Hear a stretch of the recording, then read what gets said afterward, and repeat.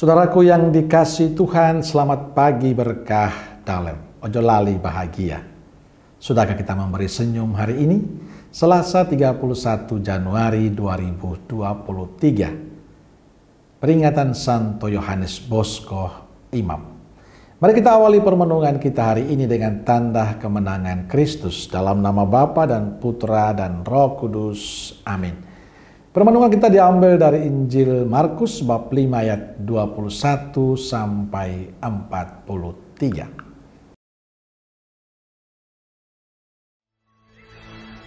Sesudah Yesus menyeberang lagi dengan perahu, orang banyak berbondong-bondong datang lalu mengerumuni dia. Sedang ia berada di tepi danau, datanglah seorang kepala rumah ibadat yang bernama Yairus. Ketika ia melihat Yesus, tersungkurlah ia di depan kakinya dan memohon dengan sangat kepadanya.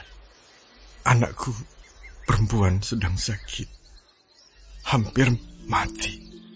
Datanglah kiranya dan letakkanlah tanganmu atasnya, supaya ia selamat dan tetap hidup. Lalu pergilah Yesus dengan orang itu. Orang banyak berbondong-bondong mengikuti dia dan berdesak-desakan di dekatnya. Adalah di situ seorang perempuan yang sudah 12 tahun lamanya menderita pendarahan. Ia telah berulang-ulang diobati oleh berbagai tabib, sehingga telah dihabiskannya semua yang ada padanya. Namun sama sekali tidak ada faedahnya. Malah sebaliknya, keadaannya makin memburuk. Dia sudah mendengar berita-berita tentang Yesus, maka di tengah-tengah orang banyak itu, ia mendekati Yesus dari belakang dan menjamah jubahnya. Sebab katanya, asal ku jamah saja jubahnya, aku akan sembuh. Seketika itu juga, berhentilah pendarahannya, dan ia merasa bahwa badannya sudah sembuh dari penyakitnya. Pada ketika itu juga, Yesus mengetahui bahwa ada tenaga yang keluar dari dirinya. Lalu ia berpaling di tengah orang banyak dan bertanya, "Siapa yang menjamah jubahku?" Murid-muridnya menjawab, "Engkau melihat bagaimana orang-orang ini berdesak-desakan dekatmu, dan engkau bertanya siapa yang menjamah aku." Lalu ia memandang sekelilingnya untuk melihat siapa yang telah melakukan hal itu. Perempuan itu yang menjadi takut dan gemetar ketika mengetahui apa yang telah terjadi atas dirinya, tampil dan tersungkur di depan Yesus, dan dengan tulus memberitahukan segala sesuatu kepadanya. Maka katanya kepada perempuan itu, "Hai anakku, imanmu telah menyelamatkan engkau. Pergilah dengan selamat dan sembuhlah dari penyakitmu." Ketika Yesus masih berbicara, datanglah orang dari keluarga kepala rumah ibadat itu dan berkata, "Anakmu sudah mati. Apa perlunya lagi engkau menyusah-nyusahkan guru?" Tetapi Yesus tidak menghiraukan perkataan mereka dan berkata kepada kepala rumah ibadat, "Jangan takut, percaya saja."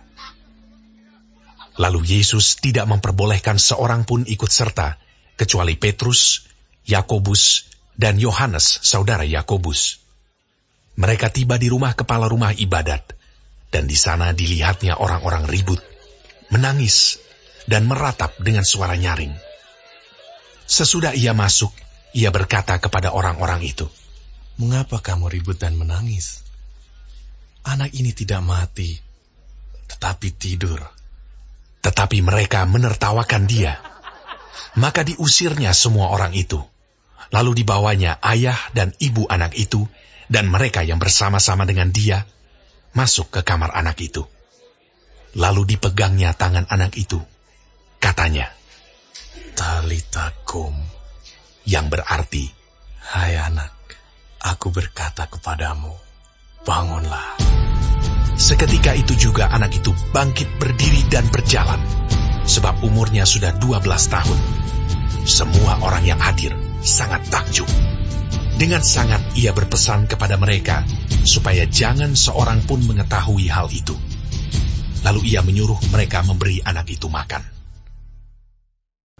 Saudaraku yang dikasih Tuhan, bacaan Injil hari ini bercerita tentang mujizat penyembuhan yang dibuat Yesus.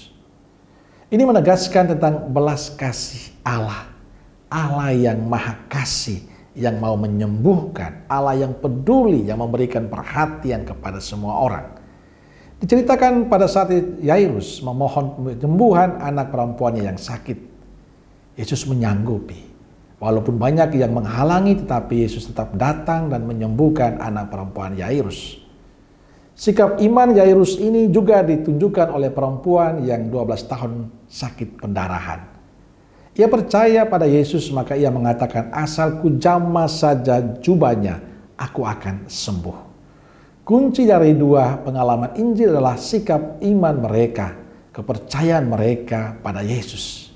Dan buahnya adalah kesembuhan, sukacita, kebahagiaan. Saudaraku yang dikasihi Tuhan, kita mungkin belum beriman penuh seperti Yairus dan perempuan yang sudah 12 tahun pendarahan. Kita kadang masih ragu.